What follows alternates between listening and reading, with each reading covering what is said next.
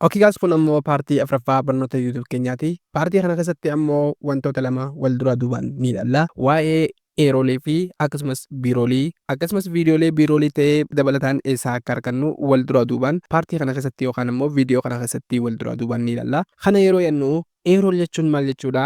Biirool jechuun maal jechuudha? Viidiyooleen biirool haa akkamii fi akkasumas eerool haa akkamii biirooloo bilisaan eessaa argannaa fi maal godhuu akka qabnu wal dura duubaan isin agarsiisa. Mee jalqaba irratti maalummaa eerool jechuu fi biiroolii wal dura duubaan haa ilaallu. Eerool jechuun YouTube dabalatee akkasumas qabiyyee kamiyyuu keessatti eerool gaafa jennu viidiyoo isin jalqaba waraabdan fakkeenyaaf gaafa isin waraabdanii iskiriptii barreessitanii iskiriptii san dubbistan maal jaama viidiyoon san jalqaba irratti eerool jaama yookaan ammoo kaameraa keessanii yookaan ammoo feeslas yookaan ammoo gaafa isin iskiriptii san gara viidiyootti jijjiirtan maal jennaani eerool jennaan jechuudha. Fakkeenyaaf an viidiyoo jalqaba gaafa waraabu iskiriin rikoordiin godha. Iskiriin rikoordiin an godhu san maal jaama eerool viidiyoo jaama jechuudha.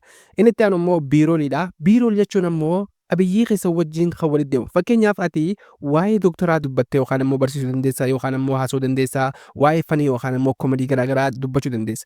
Tanii san irratti fakkeenyaaf qofli ati keessuu viidiyoon qoflaa, viidiyoon koomedii, viidiyoon waa'ee doktorummaa dubbattu kan ati irra dabalataan irra keessu maal jedhama? Biirool viidiyoo jedhama jechuudha. Sirriitti isinii galee jeetii yaada. Eerool jechuun iskiriptii barreessanii jalqaba viidiyoo isin waraabdan rooli gaafa ta'u viidiyoon ammoo isin erga waraabdanii booda viidiyoolee gaggabaabaa haasawaa keessa wajjin walitti deemu yookaan ammoo wantoota isin dubbattan yookaan ammoo wantoota isin barsiistan wajjin gaafa walitti deemu irra kakkaa deemtan maal jedhama? Biirool viidiyoo jedhama jechuudha. Amma isinii galee jeetii yaada. Biirool kana bilisaan eessaa akka argannuu fi maal irratti akka walirratti caanuu dandeenyu wal duraa duubaan isin agarsiisa. Biirool viidiyoo argachuudhaaf karaa hedduudhaan fayyadamuu dandeenya. Viidiyooleen guyyaa irraa isin agarsiisu ammoo bilisaan fayyadamuu dandeessanii wantoota garaagaraa dabalataan itti godhanii viidiyoo dabalataa mataa keessanii uumtanii karaa YouTube's ta'e akkasumas personal brandii keessan irratti yookaan ammoo qabiyyee TikTokii fi kanneen kana fakkaataniifis hojjechuu dandeessanii jechuudha. Mee fakkeenyaaf biirool kana karaa itti argachuu dandeenyu wal duraa duubaan isin agarsiisu. Websaayitiilee babbareedaa yookaan ammoo websaayitiilee irraa argachuu qabnutu jira. Fakkeenyaaf jalqaba irratti iddoo sarchi jaamu kanarratti maaliin godhaa? Pixabay. Kunoo akkuma agartan websaayitii kana sarchi ni gootanii Pixabay PIXABAY jettanii jalqaba irratti isa kana sarchi ni gootanii gaafa isa kana sarchi gootan jalqaba irratti isin dhufaa kunoo 5.9 million stunning free image to use anywhere. Lala saawundiis fayyadamuu dandeessan footoo, muuziq, viidiyoo akkasumas saawundi effektii fi kanneen kana fakkaatanis as keessaa bilisaan fayyadamuu dandeessan jechuudha. Haa ta'u malee garuu muuziq fayyadamuudhaaf seera hordofuu qabdaniitu jira. Namoonni hedduun viidiyoo as keessaa saawundii yookaan ammoo baakgiraawundii asuma keessaa fudhatanii kallattumaan YouTube isaa irratti argu. Kun ammoo dogoggora guddaadha. Namoonni viidiyoo guututti hin ilaalle dogoggora kana erga dogoggortanii ammoo sirreessuun baay'ee ulfaata waan ta'eef sirriitti hubachuun dirqama. Kanaafuu jalqaba irratti websaayitiin nuti fudhannu maal jennaa? Pixabay yookaan ammoo PIXABAY jennee sarchi ni goona. Sana booda isa kana jalqaba irratti ni dhufaa isa kana ni seenu. Gaafa isa kana seenu isa kana keessatti maaltu nu fidaa? Imeejii yookaan ammoo suuraa bilisaa fayyadamuu dandeenya. Viidiyoo garaagaraa, baakgiraawundi muuziq, saawundi effektii fi waan barbaanne even GIFs yookaan ammoo suuraalee sosochootullee fayyadamuu ni dandeenya jechuudha. Websaayitiin kun wanti isin gammachiisa ammoo waan barbaadan irraa daawunlood godhatanii bilisaan fayyadamuu dandeessan. Muuziqaa malee sirriitti hubadhaa. Muuziqii yookaan ammoo baakgiraawundii fayyadamtan ammoo seera mataa isaa qaba. Seera kana ammoo dhumarratti isinittiin himaa. Namoonni viidiyoo guututti hin daawwanne yeroo hunda dogoggoruu dandeessanii dogoggora sana ammoo keessaan na gaafannaan ani ittiin gaafatamu deebisanii beekan. Kanaafuu gaafa viidiyoo daawwattan obsaan hanga dhumaa daawwachuun dirqama keessanii. Waa hedduutu as keessatti dubbatama waan ta'eef. Even viidiyoo tokko tokkos gaafa fayyadamtan ammoo akkaataa isaatu jira. Kanaafuu sirriitti hubachuun dirqama. Jalqaba irratti wanti isin gootan maali? Pixabay jettanii haala kanaan erga sarchi gootanii yookaan ammoo websaayitii kana guutummaa sarchi godhuu dandeessanii. Sana booda websaayitii kana keessatti maal isin fidaa? Guutumatti haala kanaan isin naqa. Kanaafuu websaayitii kana keessaa imeejis ta'e akkasumas biirool viidiyoo kan barbaadan fayyadamuu dandeessan. Waaw! Sababa jalqaba irratti maal gootan fakkeenyaaf waa'ee maalii dubbattaati? Fakkeenyaaf ati doktora yookaan ammoo niichkee yookaan ammoo mata dureen kee waa'ee maaliiti?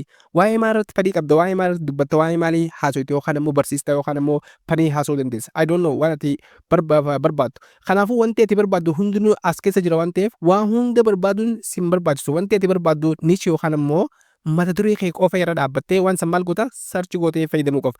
Fakkeenyaaf namni tokko waa'ee motiveeshinii fayyadamu waan ta'eef iddoo kanatti maal godhaa? Motiveeshinii osoo hin taane viidiyoolee isaa wajjin walitti deeman. Fakkeenyaaf namni tokko waa'ee maallaqaa dubbate waa'ee maallaqaa, waa'ee viidiyoo, waa'ee hunda as keessa jira. Waa'ee kompiitaraa dubbattaa, waa'ee kompiitaraa sarchi goota, waa'ee viidiyoo vaayiraalaa dubbattaa, waa'ee maallaqaa dubbattaa. easy. Mee fakkeenyaaf an waa'ee kontentiin kiyya waa'ee maallaqaati yookaan ammoo waa'ee viral ta'uuti waan ta'eef fakkeenyaaf as keessatti waan jiru sarchiniin godhaa jechuudha. Jalqaba irratti fakkeenyaaf waa'ee maallaqaa hin dubbadde manii jee sarchiniin godha. Sana booda gaafa manii godhu viidiyooleen yookaan ammoo suuraan garaagaraa haala kanaan na dhufa. Kunoo akkuma agartan suuraalee silaa viidiyoo kiyyaa hojii walitti deemu kamiyyuu buufachuu hin danda'a jechuudha. Waaw! Akkuma agartan suuraadha jechuudha. Gaafa ammoo viidiyoo barbaaddan gubbaa kanatti iddoo all images yookaan filattanii sana booda footoo barbaaddanii illustrationidha, vector, video, music, sound effect fi kanneen kana fakkaatan haala kanaan jira. Sirriitti hubadhaa. Sana booda wanti isin sarchi gootan isa viidiyoo yoo kana fudhattanii viidiyoo kana gaafa fudhattan viidiyooleen B Roll jaaman guutumatti haala kanaan isiniif kennamaa jechuudha. Fakkeenyaaf ati waa'ee maallaqaa dubbatta, waa'ee maallaqaa gaafa dubbattu waa'ee maallaqaa guutumatti as keessaa argachuu dandeessa. Bilisa, it's okay. Waan barbaadde fayyadamuu dandeessa. Garuu gaafa ati as keessaa fayyadamtu maal godhuu qabda? Jalqaba viidiyoon keetii fi wanti ati haasoitu walitti deemuu qaba guys. So as keessaa amma viidiyoo barbaadde download godhachuu dandeessa. Waa'ee doktoraa yookaan ammoo waa'ee fayyaa haasoita ingiliffaa beekuun xiqqashoo bareedaadha. Yoo hin beekne immoo Google Translate fayyadamuu dandeessa. Fakkeenyaaf iddoo pilaastan ni filatta. Warri hin beekne Google Translate jettanii Google Translate jettanii search ni gootanii warri ingiliffaan isinitti ulfaatu jechuudha. Translate. Fakkeenyaaf Google Translate jettanii jalqaba irratti haala kanaan filatanii sana booda liinkii isa jalqabaa kana filatanii Google Translate gaafa joo isa kana isiniif dhufa. Isa kana keessatti maal gootan waa'ee ingiliffaan silaa barbaaddan san kallattumaan gara afaan Oromoo jijjiirtu. Afaan Oromootiin gaafattanii gara ingiliffaatti koppii godhatanii fayyadamuu dandeessan. Fakkeenyaaf gubbaa kanatti jalqaba irratti kan fidu maali? Oromoo isa joo kan filadha. Sana booda isa kana immoo ingiliffatti automaatikaalii na jijjiirama. Yoo isiniif jijjiiramee hin jiraanne immoo jijjiirachuu dandeessan by the way. Sana booda isa kana maal gootan waa'ee fayyaa jettanii fakkeenyaaf fayyaa. Look, waa'ee fayyaa dubbatte yookaan waa'ee doktoraa dubbatta. Sana booda gaafa fayyaa gootu asirratti maal hiikkaan isaa guutuutti isinii dhufaa jechuudha. So barreeffama kana maal gootan koppii ni godhatan. Sana booda piksaabii jalqabaa kan seentanii isa kana maal gootan search. Sana search ni gootanii sana booda search ni gootan. Waaw! Sana booda waa'ee fayyaa wal qabatu guutumaan guututti isiniif fidaa jechuudha. Viidiyoolee silaa waa'ee fayyaatiin wajjin wal qabatan waa'ee fayyaa gaafa dubbattu fakkeenyaaf doktoroota hedduu jira. Warra personal brand qabu. Sana keessaa isin ammoo doktoroonni maal gootan waa'ee fayyaa kana gaafa waa'ee sombaa yookaan tiruu naamin dubbattan isin irraan beekuu dhiifama. Garuu mala bareedaa isiniif himuu barbaadeeti. Kanaafuu as keessaa waa'ee sombaa dubbattanii, waa'ee sammuu dubbattanii, waa'ee fayyaa qulqullinaa dubbattanii. So as keessaa waa'ee DNA ti maal ta'uun I think doktoroonni yoo jiraatan komentii irratti na godhaa. I think DNA na fakkaatti. Gaaf tokko nama bareedeeti. Waa'ee viidiyoo keessanii hojii walitti qabatu guutumatti as keessaa kallattumaan daawunlood godhachuu dandeessanii. So daawunlood godhachuudhaaf baay'ee salphaadha. Fakkeenyaaf viidiyoo kana yoo filadde isa kana ni filadda. Isa kana filaddee kallattumaan maaliin godhaa? Isa kana daawunlood mallattoo daawunloodii tana filachuudhaan kwaalitii isa irra dhaabbadhee ni buufadha. Fakkeenyaaf isa kana gaafa filadhu. Kanaafuu isa lammaffaa kana yoo dabarfattan baay'ee bareedaadha. Storage teessaniifis akkasumas kontentii isinii uummataniifis kwaaliitiis baay'ee bareedaadha. So haala kanaan warri fayyaatis akkasumas warri maallaqa hojjettan warri waa'ee koomedii hojjettan haala kanaan guutachuu dandeessan jechuudha. Okay, sana booda fakkeenyaaf ati ammoo waa'ee motiveeshinii yookaan ammoo kaka'umsaa gaafa dubbattu viidiyooleen ati dubbattu cinqii keessaa qabaachuu danda'a, stress, workout fi kanneen kana fakkaatan keessaa qabaachuu qaba. Fakkeenyaaf mee workout haa jennu workout viidiyoon kee kaka'umsaa waa'ee hojjechuu, daampeela hojjechuu fi kanneen kana fakkaatan haa ta'u. Fakkeenyaaf as keessaa workout motivation kunoo jala kanatti haala kanaan isiniif fidaa. Sana booda isa workout motivation kana ni filattanii. Sana booda as keessaa viidiyoolee namoonni ispoortii dalagan viidiyoolee motiveeshinii babbareedaa baay'ee isiniif danda'a. So haala kanaan as keessa deemtanii maal gootan viidiyoolee silaa isin dubbattanii hojii walitti deemu guutumatti haala kanaan ni dabarfattanii. Isiniif gara jeetii yaadaa websaayitiin jalqabaa Pixabay haala kanaan itti fayyadamuu dandeessan. Sirriitti hubadhaa. Muuziqaa as keessaa fayyadamuudhaaf akkasumas imeejii takka fayyadamuudhaaf seera mataa isaa qaba. Laayisensi waan jaanii jira. So viidiyoo kana hanga dhumaa obsaan daawwadhaa. Osoo laayisensi keenyatti hin deemne inni lammaffaan ammoo waa'ee maaliif fayyadamna? Waa'ee websaayitii biraati. Fakkeenyaaf iddoo pilaastaan ni filadhaa. Isa kana booda maaliin godhaa? Pexel J PEXL. Lala PEXELSJ searchiniin godhaa. Sana booda gaafaan X search godhuu jalqaba irratti websaayitiin naa dhufa. Kunis akkuma Pixabay jechuudha websaayitii addaati. Kana keessaas maal godhaa? Niin seena jalqaba irratti gaafaan isa kana seenu isa kana keessaa isu waan hin barbaade fayyadamuu danda'a. Viidiyoo fayyadamuu danda'a. Imeejii fayyadamuu danda'a. Wanti isin gammachiisa ammoo waan silaa Pixabay keessaa dhabdan Pexel keessatti haala kanaan ni fayyadamtan. Fakkeenyaaf iddoo kanatti searchiniin godhaa. Maaliin godhaa? Waa'ee manii fakkeenyaaf manii. Waa'ee maallaqaan dubbaddatee B Roll kiyyaa fayyadamuudhaaf manii searchiniin godhaa. Gaafa maallaqa search godhu waan silaa Pixabay keessaa hin arganne kana ittiin argadhaa. pixel keessatti argachuu hin danda'a jechuudha. Viidiyoolee silaa pixel keessa hin jirre fakkeenyaaf sana booda isa kana akkuma pixaabee viidiyoon hin filadha. Viidiyoo gaafa hin filadhu footoo warri feetanis footoo filachuu dandeessanii karaa salphaadhaan. So amma waa'ee viidiyooti waan ta'eef viidiyoo kana maal goona sarchi ni goona. Viidiyoo kana gaafa sarchi goonu viidiyooleen karaa tiktookiif hojjetamuu danda'u laala. Viidiyooleen amma asirratti mul'atu kun pixaabee keessa hin jiru. Kanaafuu waan silaa pixel keessa dhabdan as keessa ilaaltan. Kanaafuu karaa salphaadhaan pixel keessatti fayyadamuu ni dandeessan jechuudha. Isinii galee jeetii yaada. So fakkeenyaaf waa'ee motivation waa'ee barbaadan as keessaa dabarfachuu dandeessan. Viidiyoon as keessaa dabarfattan kallattumaan gara bilbila keessanitti isin dabra. Sana booda kaapkaatis ta'e akkasumas viidiyoo editingii aappii fayyadamtaniin kallattumaan fayyadamuu dandeessan jechuudha. Gubbaa kanatti ammoo filtarii barbaadan filachuu dandeessan kalaraa akkasumas waan barbaadan search godhuu dandeessanii. Fakkeenyaaf waa'ee motivationiin keessa luxury fa'aa yoo ta'e fakkeenyaaf waa'ee luxury haala kanaan isiniif da luxurious keessaas download godhattanii waaw viidiyoo bilisaan fayyadamuu dandeessanii yeroo gabaabatti ammoo mala bareedaa tokko fayyadamnee akkamitti karaa salphaadhaan osoo wanta akka hojjennee qabiyyee as keessaa qofa fayyadamuudhaan akkamitti akka maallaqa hojjennu isin agarsiisa. Inni bareedaa fi ammas akkasumas baay'ee amanamaa fi qabiyyee akkaan guddaa qabu tokko isin agarsiisa. Inni san ammoo iddoo pilaastanii filannaa fakkeenyaaf warri bilbila fayyadamtanis weebsaayitiin amma isiniin jiru kana kallattumaan seentan. Jalqabarratti iddoo sarchii kana irratti maal gootan mix kit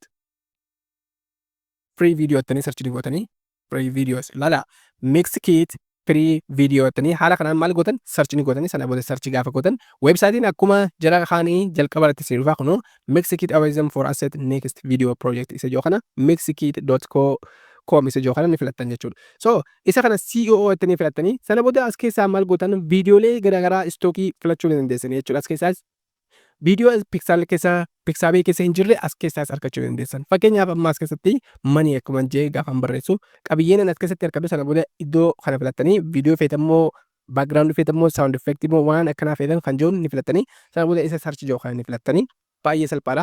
Isa kana gaafa filattan as keessatti viidiyoolee silaa pixel keessatti pixaabee keessatti kan guututti mali as keessa argattan. Fakkeenyaaf waa'ee trading dubbatta waa'ee trading waa'ee maallaqaa kamiyyuu dubbatta waa'ee maallaqaa waa'ee koonii dubbatta karaa salphaadhaan viidiyoo kee hojii waan walitti deemu B Roll viidiyoo haala kanaan argachuu ni dandeessanii. Websaayitiin sadeen kun websaayitii jireenya keessan jijjiiruu danda'u waan ta'eef sirriitti seera isaa hordoftanii itti fayyadamuu dandeessanii. Amma immoo wanta barbaachisaa tokko waliin ilaalla warra viidiyoo haga dhumaa ilaalan qofaaf. Viidiyoo kana haga dhumaa yoo hin ilaalle kasaaruu dandeessa sirriitti hubadhu. Gaafa viidiyoos ta'e akkasumas imeejii gaafa fayyadamtu laayisensii isaanii ilaaluun baay'ee murteessaadha. Fakkeenyaaf yeroo hedduu viidiyoon isaanii wanti isin fayyadamtan muuziq backgroundii fakkeenyaaf muuziq backgroundii ka motivationii fayyadamuu dandeessan ka backgroundii garagaraa fayyadamuu dandeessan. Gaafa isin fayyadamtan laayisensii isaanii sirriitti hubachuun dirqama. Fakkeenyaaf mee jalqabarratti pixaabee irratti ni dhagaa sana booda isa kana maaliin godhaa search godhaa motivation sorry motivation jee search godha. Gaafa search godhu jalqabarratti maal naaf daa viidiyoo naaf daa ammas keessaa isa viidiyoo kana filadhee maaliin jalqaba filadhaa muuziqiin filadhaa sirriitti hubadhu. Muuziq gaafaan filadhu muuziq backgroundiin fayyadamuu qabu guutumatti haala kana naaf daa waaw muuziq kana motivationiidhaaf yookaan immoo viidiyoo backgroundii kiyyaaf fayyadamuu ni danda'a. Garuu haalatan itti fayyadama isaanii dirqama koopiraatiin isirratti attaamu waan ta'eef kanaafuu sirriitti hubadhaa. Gaafa as keessaa viidiyoo dabarfattan viidiyoo kallattumaan osoo hin dabarfanne maal gootan jalqabarratti maal gootan viidiyoo kana ni filattan fakkeenyaaf backgroundii muuziq kan barbaadan kan ni filattan osoo kallattumaan daawunlood hin goone sirriitti hubadhaa. Gaafa isin haala kanaan seentan jalqabarratti maal jala kanarratti laayisensii fi wantoota garaagaraa haala kanaan isiniif daa. Amma bakka tana osoo daawunlood hin goone keessa isaa haala kanaan gaafa seentan amma maal goonaa laayisensii yookaan ammoo seera isaanii sirri ilaaluun dirqama. Fakkeenyaaf gubbaa kanatti free to use under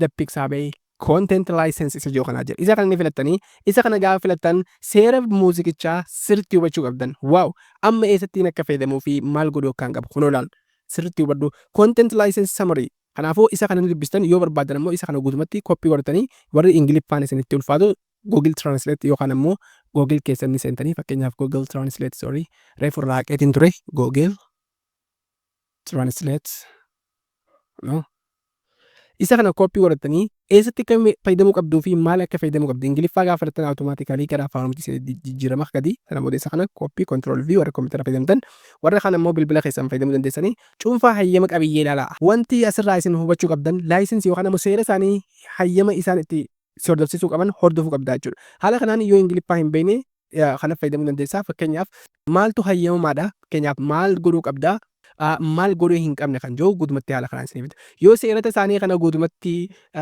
hin fayyadamtan taate viidiyoon isin itti laffatan koopiraatiin qabamuu danda'a jechuudha. Tokko tokkoon isin dubbisuurra isin ammoo koppii godhatanii seera isaanii sirriitti hubachuu dandeessanii gaafa viidiyoo baakgiraawundi fayyadamtan haala kanaan itti fayyadamuu qabdan jechuudha. Kun ammoo boonas warra obsaan hanga ammaa daawwatanidha. Paartii kana keessatti waan eerolii fi birool isiniif gala jeeti yaada. Gaafis ta'e yaada kamiyyoo qabaatan ammoo komenteelatti na beeksisuu hin dagatinaa. Paartii itti aanutti wal agarra.